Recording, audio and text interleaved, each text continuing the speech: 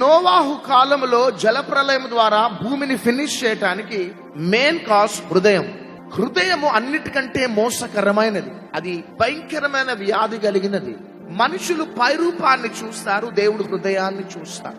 Just because of heart condition దేవుడు భూమిని finish చేసేసిన. ఆ టైంలో నోవాహు ఫ్యామిలీ మాత్రం హృదయాన్ని జాగ్రత్తగా కాపాడుకున్నారు. అయితే నేను రెండోసారి వచ్చే సమయంలో ప్రజల యొక్క హార్ట్ కండిషన్ అంతా చాలా భయంకరంగా ఉంటది.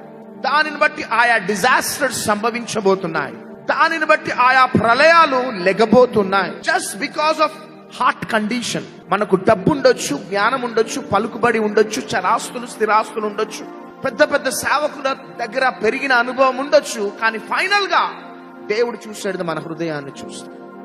హృదయమును బట్టే నువ్వు దీవించబడాలా, హృదయమును బట్టే నీలో డౌన్ ఫాల్ జరగాల, just because of your heart condition.